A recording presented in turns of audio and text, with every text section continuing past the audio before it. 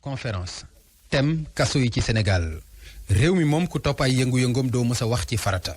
bërki démb coowal Babacar Ngom la woon ak waa Ndengaleer démb Abi Ndour dal ci kaw Atepa ci ëllëg sa Goudiaby tontu tey coow li ne cobboy ci diggante Moustapha Cissé Lo Farba Ngom Yakham Mbaye bu mujj bi moom bu ci kaso amul wàll Assane war a ñibbi Njuufeen duma ci sori damay fàttali rek Yakham Mbaye lu kenn fàttewul saaga yu ñaaw yu mu fi saaga woon Guy Marius Sagna ku ñu fay sa bor nga mer la nga leble woon a baaxul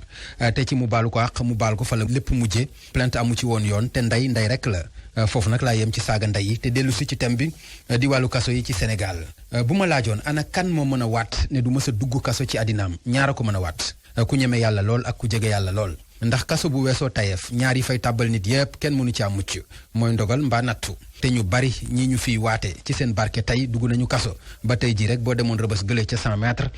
di nga fa gis seeni doom mbaa seeni sët ñu bari fa lool te loolu mooy wane ni jombul kenn moom jeel ni ko jeel maa ni di waxee ba moo waral nag ñu war leen a bàyyi xel saa su ne rawatina ci jamono ji ñu nekk muy jamono coronavirus mu lëmbee àddina bi ndeem ñi amee seen liberté mën a dem mën a dikk ñoo muccul ci wopp si waxuma laak ña ñu dëj benn bërëb te buñ ca boolee nag tere leen seeni visite gisuñu kenn ku leen mën a dëfal lekk gu baax dugg fa naan gu baax dugg fa bu yàggee fii laa ko waxee ñaanuma ko yàlla te it nag xelaluma leen ko ñoom prisonniers yi waaye ci fipp la ñu jëm te bu boobaa la fa yàgg xew rek moom moo fay dellu xew pëcc xoo am fa fital ya tàkk ñii gaañu ñii dee te du mujj fenn ndax la fa mujjoon a xew ba fii mujjul fenn gannaaw jombul kenn moom kaso na kilifa yi xool nu ñu koy yaatale ak naka la ñuy rafetale nekkin wa te xool itam nu ñuy def ba déggoo ak waa SYTJUST di syndicat bi ëmb ñiy liggéey ci wàllu yoon seen grève baa ngi bëgg a yàgg te mi ngi bëgg a mitti ci ñi nekk ci kaso yi te war a génn bu yàgg te amuñu greffier bu leen signeel kilifa yi nag teg ci war a xool bu baax naka la ñuy def ba ñi ñuy tëj ci kaso bi du am kumba am ndey ak kumba amul ndey lii xew tey ñëpp teg ci seeni gët